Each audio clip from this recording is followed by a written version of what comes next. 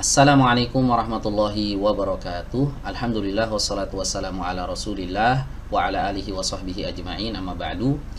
Baik teman-teman sekalian, apa kabarnya? Semoga antum semuanya selalu sehat dan senantiasa dalam lindungan Allah Subhanahu wa taala.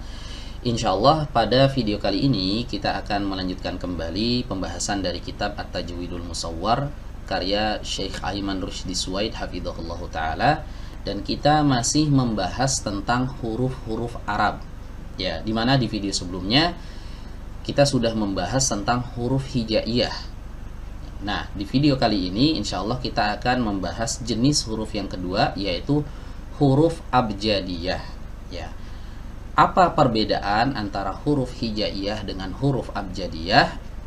Baik, ada beberapa sisi perbedaan antara kedua jenis huruf ini. Yang pertama, huruf hijaiyah ini biasanya digunakan untuk pelafalan. Adapun huruf abjadiyah ini adalah huruf yang digunakan dalam penulisan. Ya, jadi dalam huruf-huruf Arab ini dibedakan huruf yang digunakan untuk pelafalan dan huruf yang digunakan untuk penulisan itu berbeda.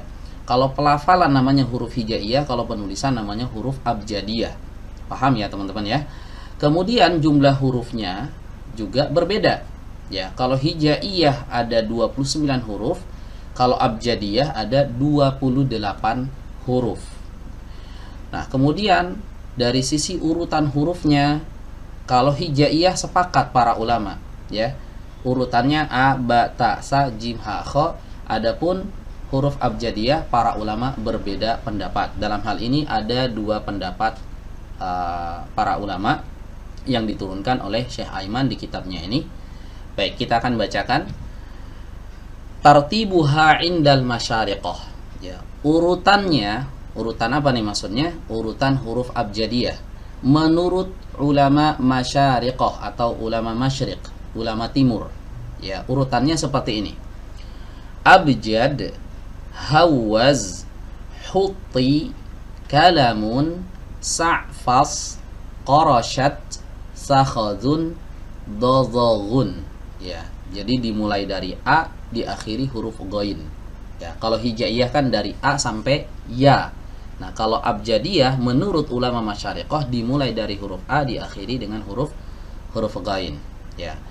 Ini menurut ulama masyariqah. Wa indal magharibati, ya, dan adapun menurut ulama magharibah atau ulama Maghrib, ya. Maghrib itu biasanya Maroko dan sekitarnya. Urutan huruf abjadiyah itu seperti ini. Abjad, hawaz, hutti, kalamun, sa'fad, qarasat, sakhadun, dhaghashun.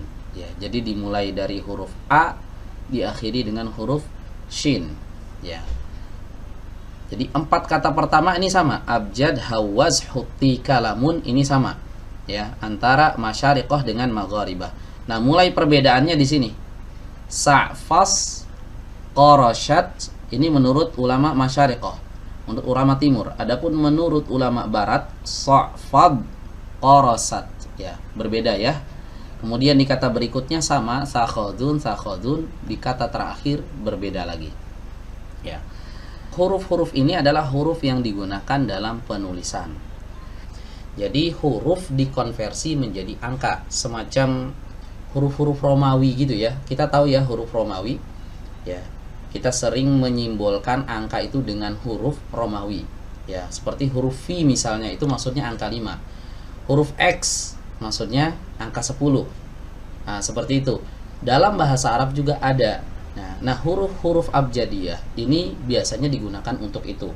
Ya, selain untuk penulisan, digunakan juga untuk perhitungan. Ya.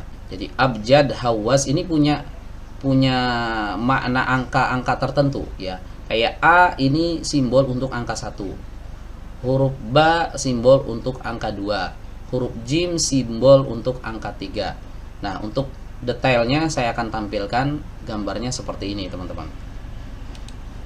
Nah, ini ya teman-teman ya. Nah, ini urutan hisabul jumal ya. Urutan hurufnya sama seperti tadi. Abjad, hawaz, hutti, kalamun, sa'fas, qarashat, sakhadun, dozogun. Ya. Nah, di sini ada makna-maknanya. Ya, untuk huruf A, ya, ini simbol untuk angka 1. Ba simbol untuk angka 2, jim simbol untuk angka 3, dal simbol untuk angka 4. Kemudian H, ini H ya. H simbol untuk angka 5, wawu simbol untuk angka 6, zai simbol untuk angka 7, H simbol untuk angka 8, O simbol untuk angka 9, ya simbol untuk angka 10. Ya. Nah, 11 enggak ada ya. Jadi kalau 11 itu ya alif gitu ya, 10 tambah 1 gitu maksudnya. Nah, berikutnya langsung 20. Kaf ini 20, lam 30, mim 40, kemudian nun 50, sin 60, ain 70, fa 80, sod 90. Baik, kemudian qaf 100, ra 200, shin 300, ta 400, sa 500, kha 600, zal 700, dod 800, dha 900, ghain 1000. Ya.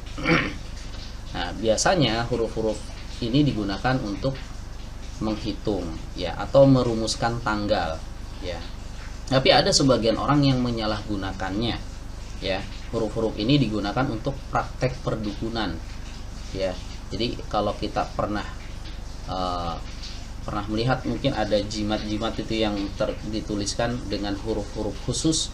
Nah, itu kalau dihitung ya, dihitung berdasarkan hitungan ini, hisabul jumal ini, maka akan memunculkan angka-angka khusus gitu. Nah, ini termasuk salah satu penyalahgunaan ya hisabul jumal. Ya, kata para ulama, kalau hisabul jumal ini digunakan untuk ejaan ya atau hitungan, maka hukumnya boleh. Tapi kalau digunakan untuk praktek sihir perdukunan ini dilarang ya. Baik. Kemudian di sini Syekh Aiman Rushdi Suwaid menjelaskan di bagian akhir dari halaman ini, wa ala tartibil magharibati masyasyatibi fi hirzil amani wa tabi'ahu ibnul jazari fi tayyibati. Dan menurut urutan ulama magharibah, berarti urutan yang kedua ini, inilah pendapat yang diambil oleh Imam Syatibi dalam kitab beliau Hirzul Amani, dan diikuti oleh Ibnul Jazari, Imam Ibnul Jazari rahimahullah dalam kitabnya Al-Tayyibah, maksudnya Tayyibatun Nashr ya. Jadi seperti itu ya huruf abjadiyah yang merupakan salah satu jenis dari huruf-huruf Arab. Nah, yang menjadi fokus pembahasan ilmu tajwid itu bukan huruf yang ini teman-teman, tapi huruf hijaiyah, huruf yang dilafalkan. Demikian, semoga bisa dipahami dan bermanfaat. Kurang lebihnya mohon maaf. Akhirul kalam. Wassalamualaikum warahmatullahi wabarakatuh.